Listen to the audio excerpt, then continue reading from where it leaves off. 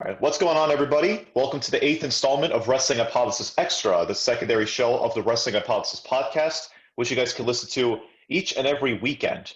Here we are today for episode 8, like I said, for your Wednesday, September 9th, 2020. Hope everyone is doing well. I'm DABA, of course. Joining me this week is solely King Kenny. What's going on, man? Yeah, let's go. I'm ready. All right, but before we get into it with the show this week, guys, I got to keep mentioning this. Make sure to hit that subscribe button down below so you don't miss out on this series whenever we decide to drop anytime throughout the week. If you guys don't want to miss out, that's what you guys have to do. And of course, like, comment, subscribe, hit the bell for all the notifications so you guys can get it, and you guys don't miss out. So yeah, please do so. And if you haven't done so already, you can check out our latest episode 34 from this past week, or any of our older episodes in the archives using any of the platforms that we are available on, as well as visiting our own website, anchor.fm/wrestling-hypothesis. So make sure you guys do that. So the only thing we're going to get into this week is our thoughts from this past weekend, the All Out show, with courtesy of AEW. All Out from this past weekend, the biggest AEW event of the year, is officially in the record books. And overall, I can't really say that the show was all that great. I feel like for me at least, there were too many instances throughout the show where you enjoyed one aspect and it was almost completely canceled out by one or two other things that happened in the show, be it a terrible match or a scary spot or bump. And there was no shortage of those happening on this show. This show was easily their weakest offering on pay-per-view. Oh, by far. It was not worth the price of admission, and that's the first time I'm ever saying that about an AEW show. So definitely a surprise here. Especially with how the show started. Like, I didn't expect any of that shit. That it was a wreck. It was a fucking wreck, man. I didn't know what the fuck I was watching. Yep, agree with you 100% there, man. Especially that opener, which we should get into right here. Britt Baker against Big Swole in a tooth and nail match. Why they thought this would be the ideal opener for a pay-per-view, considering what we got, was so beyond me. I'm sure if this was one-on-one in the ring, you let them go at it, it would have been good. I'm sure. But this was initially on the buy-in pre-show, and people were just so up in arms over that move and it not being on the main show in the beginning. And the promotion just listened and they decided, you know what, let's push this out to the main card. And this was what we got in the end. Yeah. This was not a hill that people should have died on if this was not on the main card.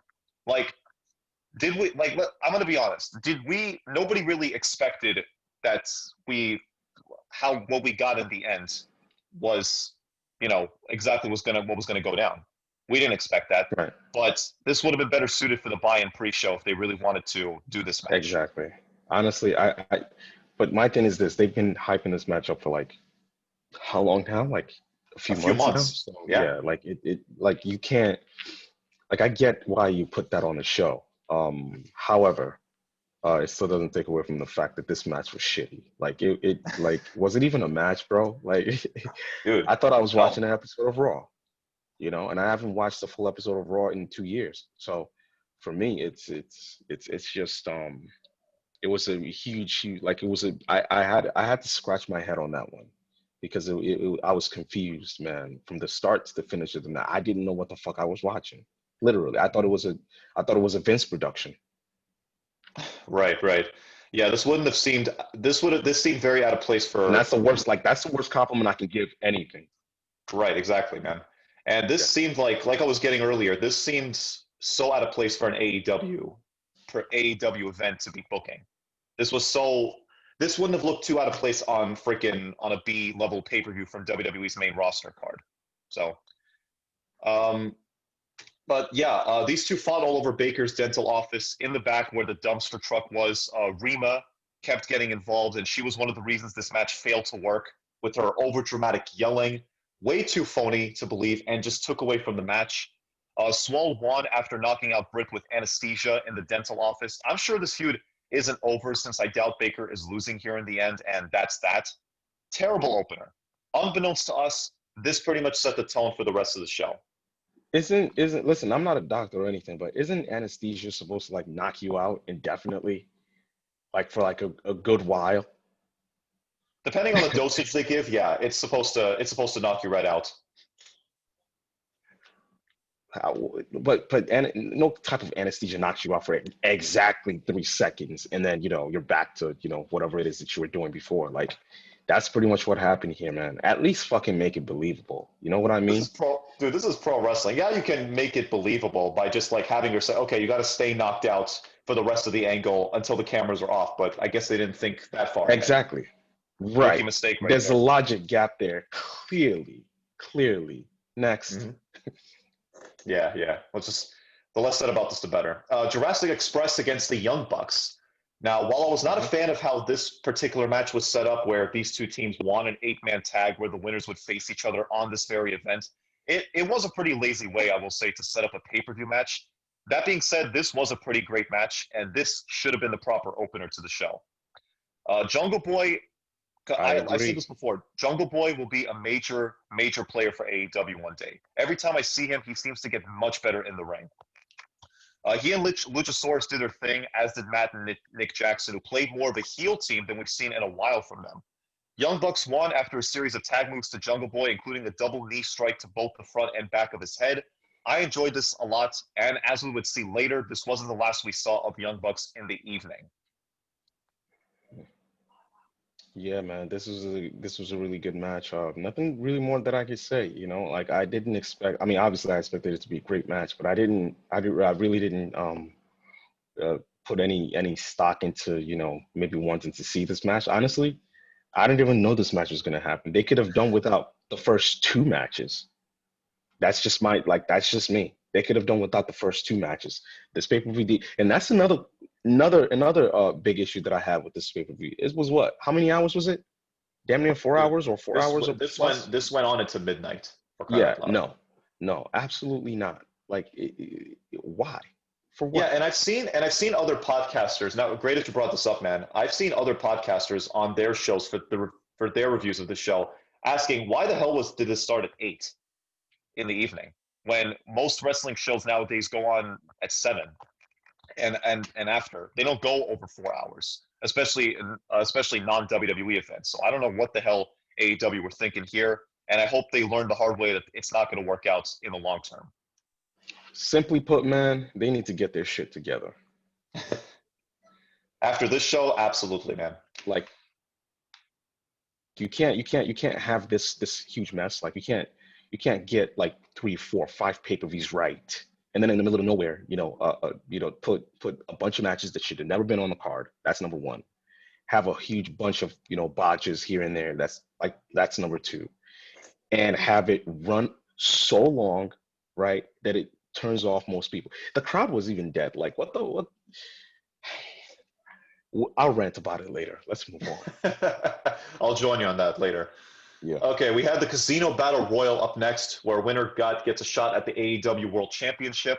How it worked here and in past Casino Battle Royals was 5 entrants come out every few minutes for a total of 20 wrestlers, and we get a final wrestler in the 21st spot via the Joker card. Mostly tag teams and mid-card wrestlers in this match. Not a whole lot happening here until you had guys like Brian Cage, Ricky Starks, Lance Archer, and Darby Allin came out for it. And then we get the Joker card entrance. And none other than Matt Sydal, the former Evan Bourne in WWE. He was the last entrant, came out. He hits Sean Spears with a high knee, takes him out. Then he goes to the top rope, and we expected to see his trademark shooting star press. But I'm not sure what happened here exactly because Sydal ended up crashing and burning, did not execute the shooting star press at all, fell on his back, and he could have been badly, badly injured from that fall. It looked like Will Hobbs, one of the wrestlers in the ring, rolled to him and checked up on him to see if he was all right, which was smart on his move. It was not pretty. And I have to assume that it was because of the humidity that was in that venue and the ropes were getting slippery because of it. He didn't have the proper balance, and that's what happened as a result. I Yeah, really man. hope he was okay. That was a dangerous spot, man. That was a really dangerous spot. Seriously. Yeah. And yeah, from the looks of it, it looks like Matt Sydal didn't properly sign a contract with AEW to stay Good. for the long term. Well, wait, you said he signed a contract or he No, he didn't? didn't. He didn't sign a contract. Good, That this was a good. one-time thing. That's the one time I needed to see him. He was irrelevant before this, and he is irrelevant after. And You could the say he was fact that more he's relevant after the spot. actually, yeah, I think he's more relevant now, but for the wrong reasons. Why would you want to like he's relevant right now for the wrong like you don't want that on your roster. No, no. Yeah, but moving on with the match here, Darby Allin went at it with Cage and Starks. He eliminates Starks, but they beat him down and then proceed to take out a body bag from underneath the ring. And in that bag were a smaller bag of thumbtacks, Mm. which they released into the body bag itself. They take Darby's body, put him in the bag, zipped him up, and Cage tosses him outside the ring while in the bag with the thumbtacks all over Darby Allin. Holy Crazy, crazy spot. Darby is mm-mm. a madman for agreeing on that bump. Yeah. You wouldn't pay me to take that. Nope. I wouldn't take that bump. Yo, fuck out of here. Fuck, I look like going in a body bag full of thumbtacks. Fuck out of here. Being Shit, thrown out man. over the top rope, man. No. Nope. Mm-mm. Nope. You couldn't pay me enough.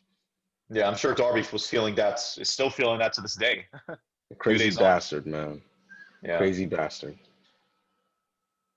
Moving on here, Lance Archer eliminates Matt Sydal and proceeds to toss out Eddie Kingston to the outside onto Butcher and the Blade. And Lance Archer wins and becomes the next number one contender to the AEW World title. You Match know, was decent overall, had its highlights, but nothing I would really go back to. And what were you gonna say, dude? Sorry about that. this spoiled the ending of the night for me, Yeah, man. I Like was literally about to say that. it drove a fucking dagger through. I would and look, I don't mind Lance winning this thing. He's the number 2 ranked dude, man. Okay, all right. Like if there's another guy that deserves to be, in there, it's Lance, right? Like he deserves the challenge for the title. However, if you have a match like this, right, and the person that wins it is slated to immediately challenge for the title, you cannot, like, it totally gives it away. So now what you have is, if a guy like if MJF wins the title, you're telling me that his first opponent will be a heel guy in Lance Archer? What kind of sense does It, that make? very It makes unlikely. absolutely no sense. Hmm. So for me, man, it just turned me off, man. I just tuned out. Like this was the like if yeah, this was definitely the match that tuned me out of the whole pay-per-view. I tuned out after seeing this match because I'm like, okay, all right, well, so MJF is not gonna win. And that's all I was thinking throughout the entire night, the rest of the night.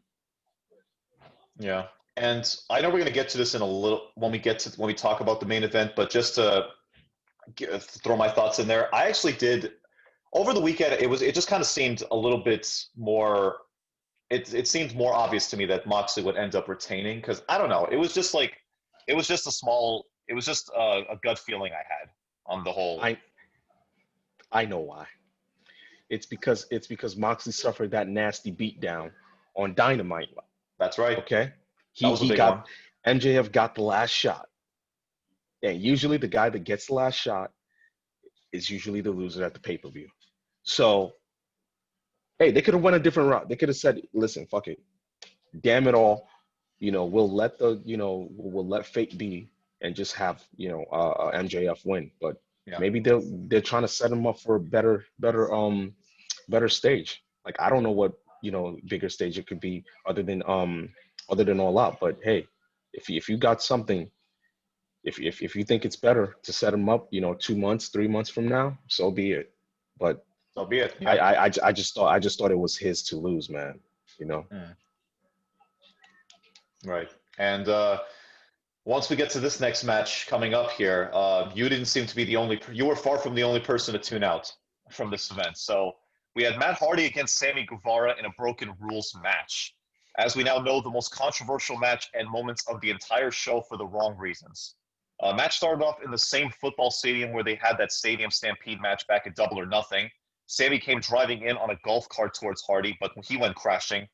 They brawl. Matt Hardy hits a DDT on Sammy on top of a table. They then make their way up top of a platform, and it was raised up further further elevated up to make whatever the spot they wanted to do more impressive.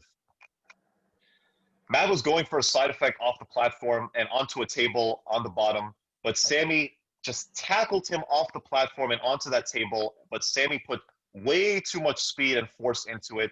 At least that's what I got out of it. And Hardy misses the table with the back of his head and upper body bouncing off the naked ground, no cushion whatsoever.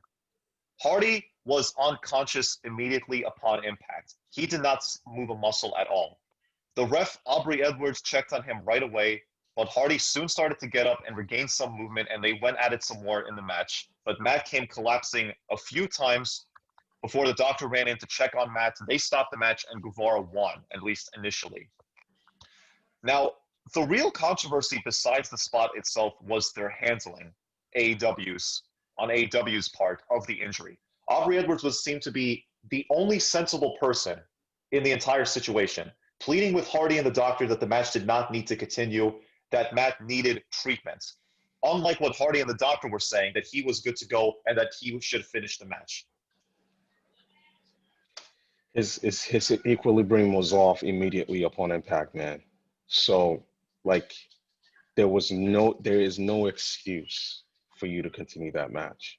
Nope. No excuse. Like, you cannot stand here. And this is where I'm really disappointed, because I thought I've always known AEW to be progressive and not reactive to every single fucking situation. But in this case, they shot themselves on the leg, in the foot. You know, you could have done the right thing and stopped the fucking match and let it be. Okay, but because you had this stupid ass stipulation that if Matt loses, he has to leave, the company. Why was that even a stipulation to begin with? What sense did that make? Tacking that stipulation on the way they did. No idea. This whole pay-per-view, man, just fucking stunk, man. It stunk up the joint. There's no excuse, man. Absolutely, and AEW, they did that to themselves. This is the growing pains that you learn from a new promotion, and I think that's apropos when it comes to this situation. Exactly. We all knew going into it that AEW was never going to be this perfect show that they could do no wrong. Like, they were always going to have some, like you said, growing pains along the way, and that they're always going to learn from shit the hard way. But that being said, the way they handled someone's health, the way they did on a whim, it's no. Right, exactly. Even WWE would have probably handled this better. Yes, they would. And even then, it's questionable because I'm not sure. Because the thing is this, right? There are many instances that they've shown, right, that they've gotten right. Okay, like you have the mental, like, somebody has the mentality of, okay, listen, it's like there's some things that should have been obvious. Some things you cannot get away with. You just can't. And that was one of them.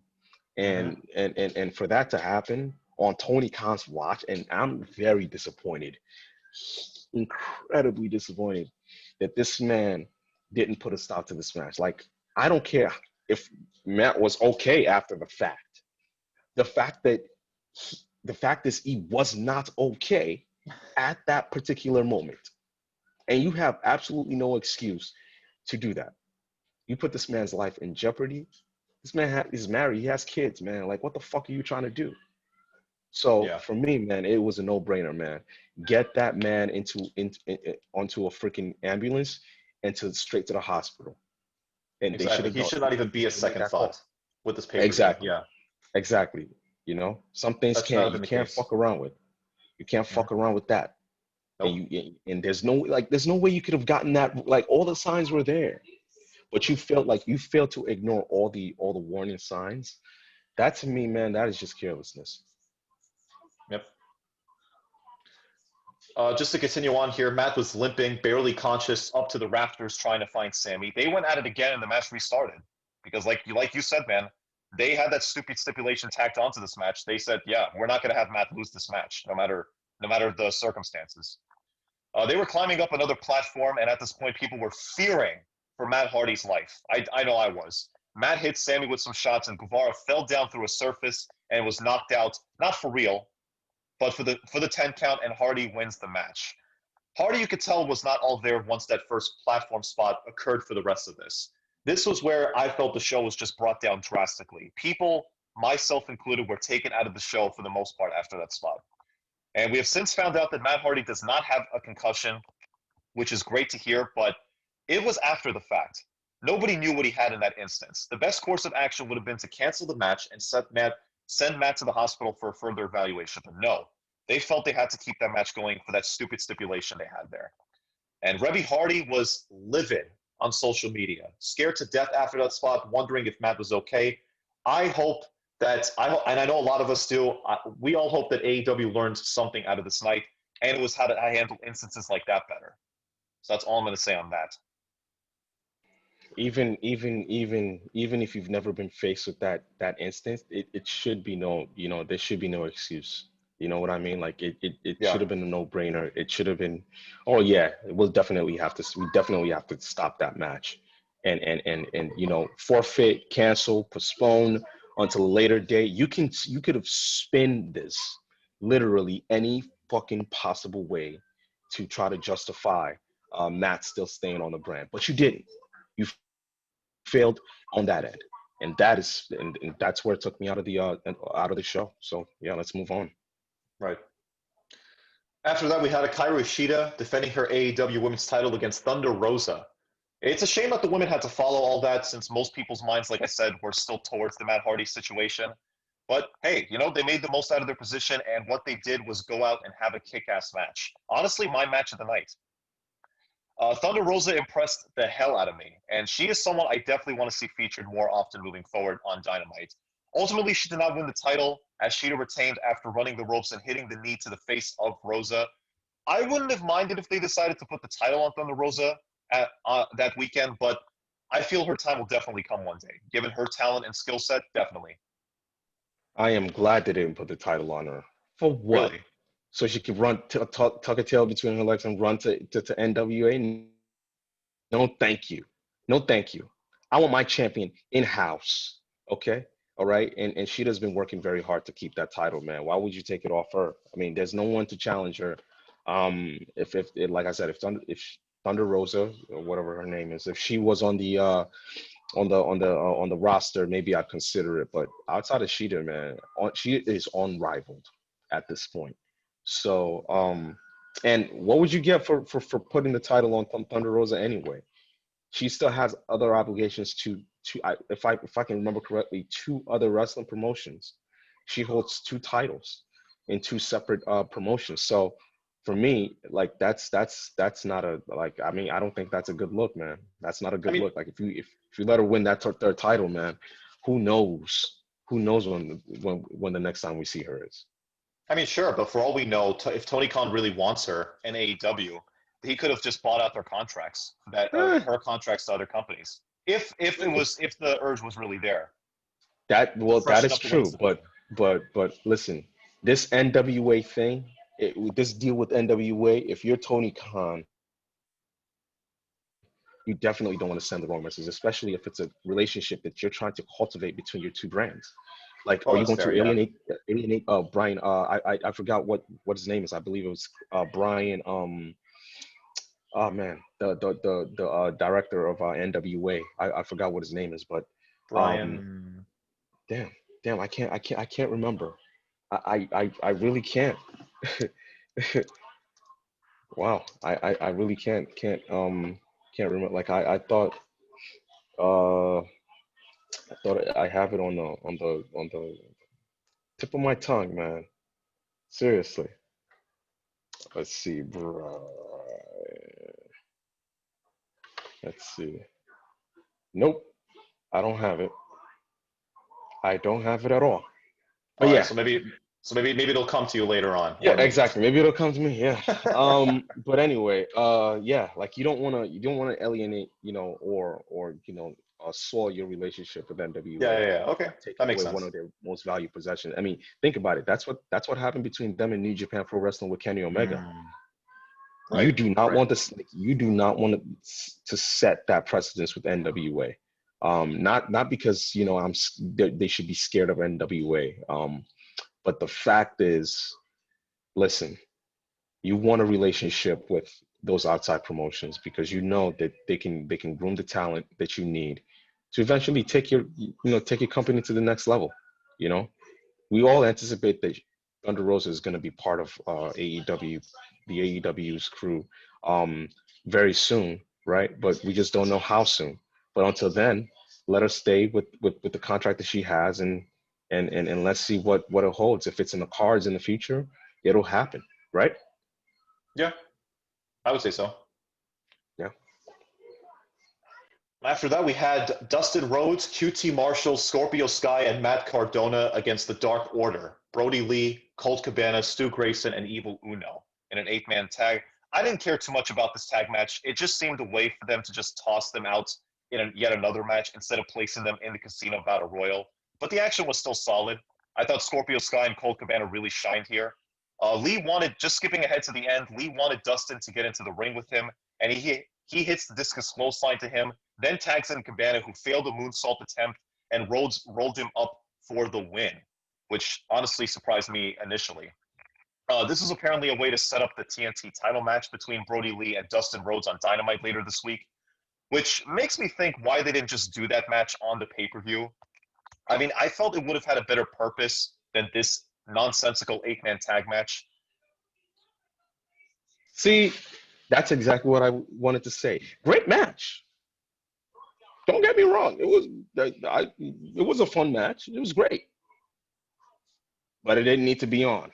Yeah. So you could have told me, like you could have named at least 3 matches on this card that would have saved you at least an hour and a half, or at least an hour, that did not need to be on this card. Come on.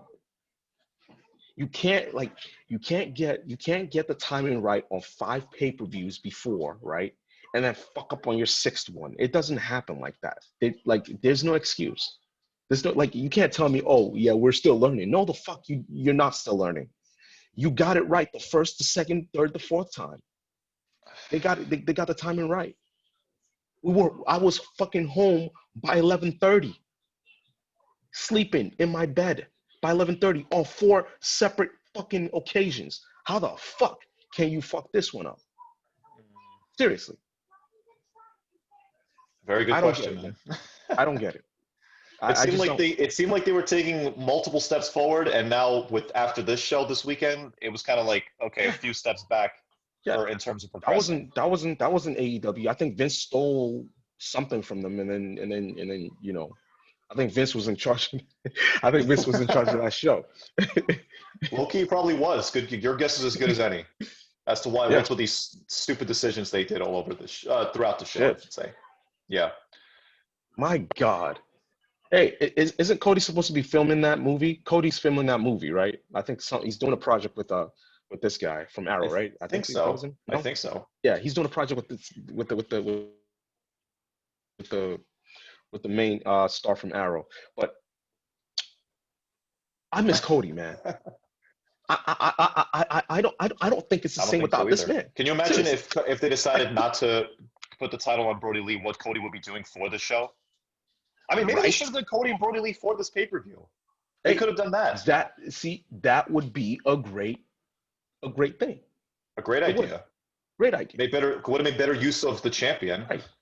It was a squash match, and we really didn't get a real match the first time, even though it was brilliant booking, Hmm. right?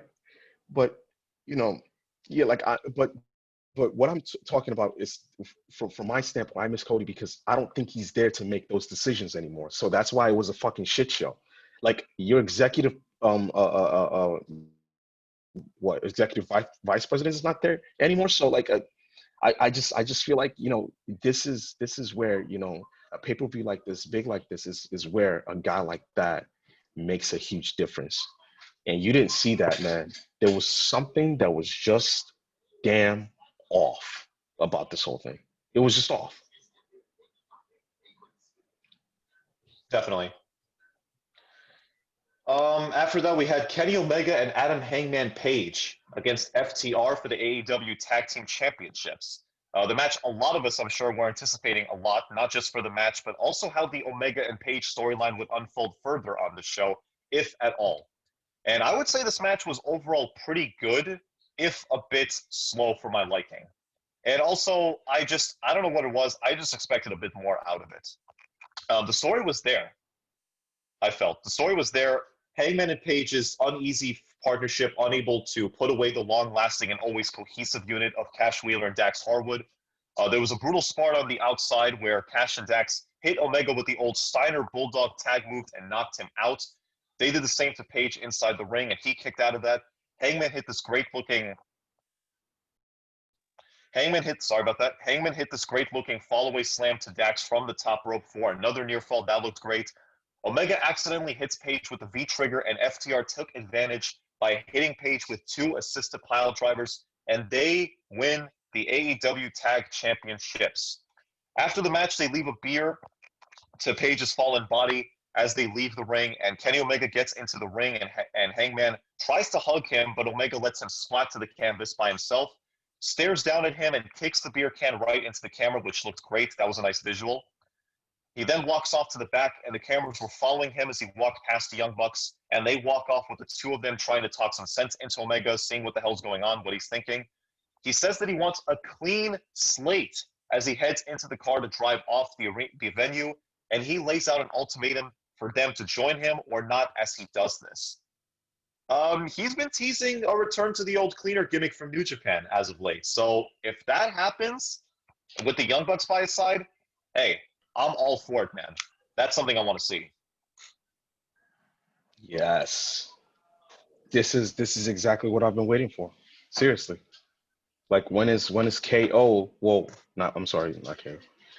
Omega, yeah, it is KO. Oh, it is KO. Yeah, oh, it shit. is technically Oh shit, KO. it's KO. Yeah. When is KO gonna be finally KO? You know what I mean? So yeah, for me, this story is probably the most interesting story they have going on. So for me, it's great. Like this is months in the making, and it's a culmination of everything that Omega and Page have went through. So I felt like this was a great climax to what is going to be a really long story, man. I feel like we can drag this out for half of next year too, if they play it right. You know what I mean? Like there can be title matches between these 2, and it's gonna be great because the winners here are the fans. It's us. So I can't wait. I cannot wait, man. I seriously can't wait until to see what Omega does. Yeah, and I can't wait until to see where Page goes from here, because I think we all know Moxley's time is coming up, man. His time is up.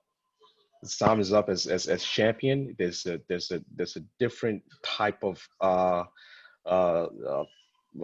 I guess strange feeling in the air. So it's Moxley's time to go, and I think we're about to see a tier like no other from Kenny Omega. So I'm excited, man.